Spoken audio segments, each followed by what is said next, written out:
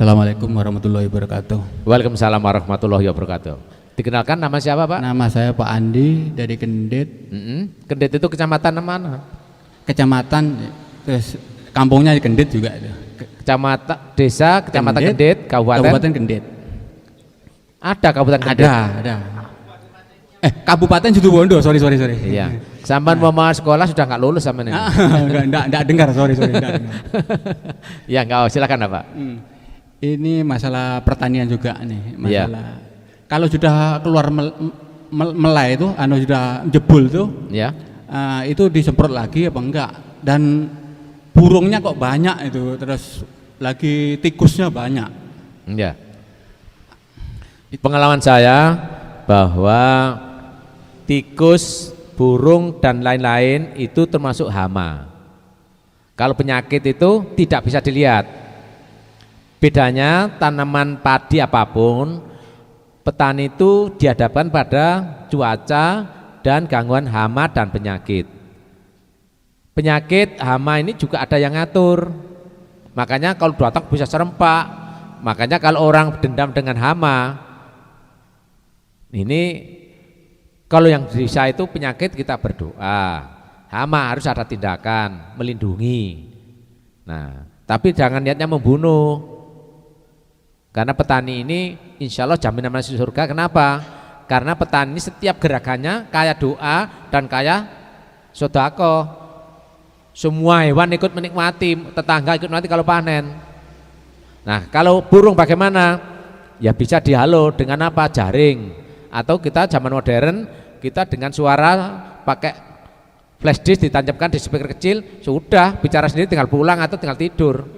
Nah, atau bikin kincir yang bisa menarik ini. Tapi kalau tikus itu tidak takut dengan apapun, racun pun dimakan sama tikus itu. Semakin kita geram, dia semakin makan semakin merusak. Pengalaman saya menanam padi, alhamdulillah wa syukurillah, sejak awal tak semprot orgatan, ternyata aman dari serangan tikus, hama tikus. Tetangganya habis. Selain berikhtiar juga harus berdoa. Kenapa bedanya?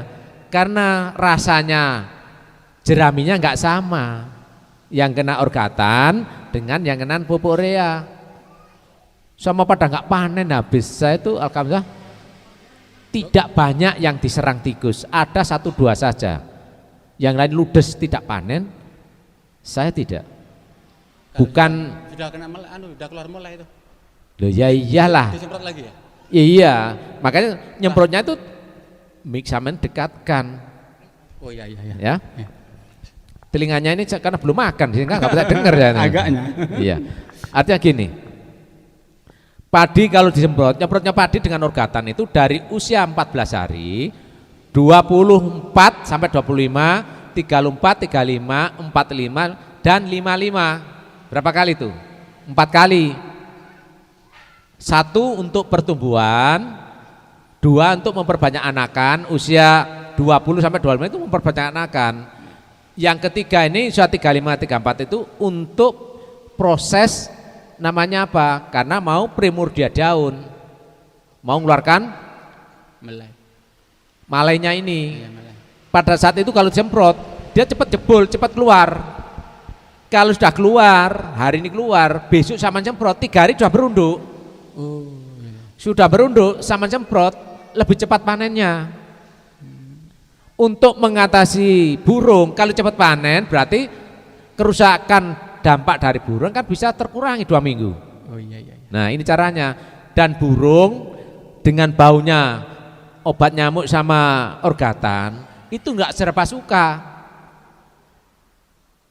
Kelebihannya seperti itu. Saya bandingkan kalau percaya nanti.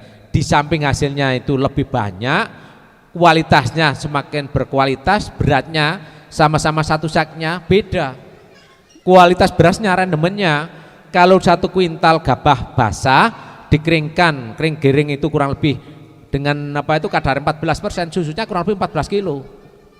Berarti kadang 85. Kalau itu digilingkan ini yang pakai orgatan bisa mencapai 60 kilo, yang tidak pakai orgatan sekitar 50 sampai 55 kilo. Per kuintalnya selisih 5 kilo. Kalau itu menghasilkan 1 ton, sudah berapa? 50 kilo. Sampai pernah nggak 1 ton ngasih tetangga setengah kuintal gitu? Belum ya? Pernah ya, syukurlah.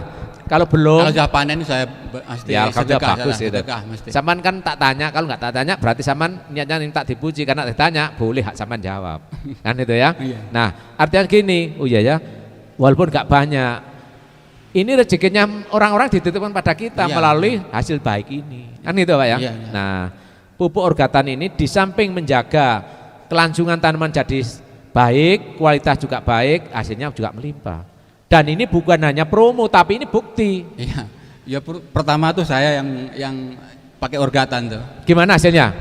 Bukan belum anu nih. Semua tetangga itu ikut-ikutan semua. Nah, saya lihat fisiknya saja. Gimana tanamannya sekarang setelah dipupuk? Alhamdulillah memang baik lah. Memang pertumbuhan cepat kan ya? Pertumbuhan cepat. Cuma burung sama anu belum bisa kendalikan ini. Iya. Sama tikus ini. Tikus itu ada yang ngatur. Makanya sekali lagi doa itu salah satu merubah takdir. Kalau zaman berdoa terus tikusnya nggak mau ke situ. Tahu kalau zaman wah ini kalau doa ini kuat, terus yang kedua kalau panen berbagi, wis gak tak makan biar ini dimakan orang miskin. Gitu ya, semoga doa itu betul-betul dijabai sama Allah Taala seperti itu. Ada lagi? Ada lagi masalah kesehatan ini. Saudara saya itu stroke. Itu apa yang anunya terus keponakan saya itu kecil tuh, masih kecil, ndak bercakap pun ndak boleh, kurang lincah itu anunya. Iya. Stroke itu disebabkan 3 hal. Kalau nggak tensinya tinggi, kolesterol tinggi, atau gulanya tinggi. Seseorang yang gangguan lambungnya kronis, semua itu dari lambung. 3 hal ini. Orang tensi tinggi karena gas lambungnya tinggi, karena cabai, karena jagung, karena pisang atau suplemen. Terus kolesterol tinggi karena tahu tempe, umbi-umbian, mie, bakso, ikan laut. Gula tinggi sama lambungnya bermasalah karena pikirannya pernah stres atau orang ini terlalu ngonsong-ngonsong. Tahu ngonsong-ngonsong saman? Ngoyo. Kalau ngoyo itu istilahnya gini, wah ini mau naik gunung dipercepat tuh ngoyo, tapi ngosong-ngosong ini dapat rezeki ini masih kurang terus saja. Ambisi. Nah, terlalu ambisius, tendensius dan sebagainya. Ini penyebabnya adalah dari lambung dan pola pikir. Kalau sudah terjadi ini, biasanya bisa saraf atau pecah pembuluh darah di otak belakang. Kalau ngomong R dan L itu sama, ini karena kolesterol dan tensi. Atau tangannya tidak kuat ngangkat. Ya. Saudara sampean yang mana? Ada di Nunda yang kayak apa? Atau perempuan. Oh perempuan. Kalau perempuan biasanya cenderungnya apa? Pasti kolesterol, pola makan, cabai. Berarti mudah marah enggak? Mudah berarti hubungannya dengan cabai atau pisang atau jagung. Maka diberhentikan dulu pola makannya ini. Yang kedua, minum Propitu dan teh mama. Nah, insya Allah sudah cukup. Apalagi berkenan mau mengkonsumsi beras sehat itu. Karena apa? Emosi itu bisa terkurangi kalau gasnya lambung itu menurun. Bisa menurun kalau orang itu pola makannya sehat dan lambung tidak berat. Karena beras itu ada seratnya, mengandung vitamin B2, B6 dan B12. Dan minum dengan cukup. Hindari apa? Teh, kopi maupun minuman yang berbau alkohol maupun bahan kimia. Alkohol itu banyak loh. Jangan dianggap bir saja, ya banyak, selain itu ya banyak. Iya. Kayak air tape kan ya alkohol. Itu ya. Obatnya Propitu, teh mama dan beras riti. Salah bagus itu. Syukur-syukur kalau lambung sudah agak enak, bakar bawang putih 3 siung, tahu 3 siung? Iya. Bakar kayak sate itu putar-putar 10 cm dari bara api. Nah, kalau kulitnya udah gosong dinginkan, cuci, makan. itu cepat sembuh karena bawang putih itu mempercepat keluarnya kolesterol dari jaringan darah maupun dari daging. Kalau nggak bawang putih pakai bawang merah, kalau makan kasih taburkan bawang merah. Seperti itu. Gitu ya. Terus yang anak tadi kecil nggak besar-besar atau nggak ngomong-ngomong, karena ibunya ini pada saat sebelum hamil dia sukanya cabai dan mie atau pentol cilot atau yang apa itu. Banyak bahan kimia seperti itu. Anak ini biasanya kalau seperti ini sulit tidur siang, tidurnya malam dan rewel, autis, hiperaktif dan sebagainya seperti itu. 2 tahun nggak bisa ngomong. Kenapa? Gangguan hormon. Tapi kalau sudah terlanjur seperti itu bagaimana caranya? Ya masih ada jalannya, tapi sebenarnya nggak boleh. Harus dijaga betul. Apa? Ya tetap diminiprop itu yang lambung sama teh mama sedikit-sedikit itu. Sedikit-sedikit ya. Iya, tapi hindari apa? Cabai, coklat, es krim, agar-agar, jeli, kerupuk. Kenalkan buah. Buah yang nggak boleh salak, anggur, apel, kelengkeng. Kalau anak kecil itu kasih kelengkeng, kasih anggur, kasih apel, ini bisa gak lama keluar namanya kelenjar getah bening di leher sini. Anaknya mudah pilek, mudah batuk, atau punya amandel, amandelnya membesar sehingga mudah pilek, mudah flu dan sebagainya. Gimana ponakan zaman itu?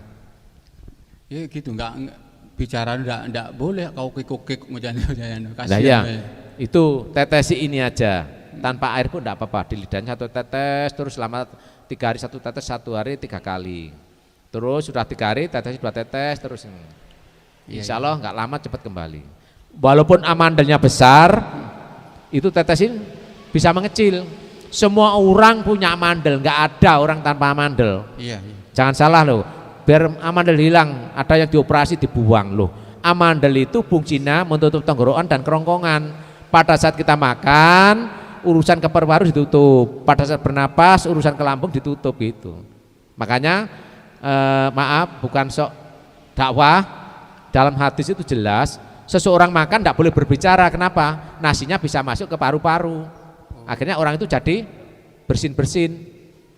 Seperti itu. Dan sebaliknya, kalau bernapas jangan ngomong saja, bisa batuk orang. Kalau nggak percaya sama buktikan, makan terus angan-angan apa lah batuk. Ada lagi? Tidak ada. Gitu ya? Ya. Semoga ada bermanfaat bagi masyarakat. Terima kasih. Assalamualaikum warahmatullahi wabarakatuh. Waalaikumsalam warahmatullahi wabarakatuh.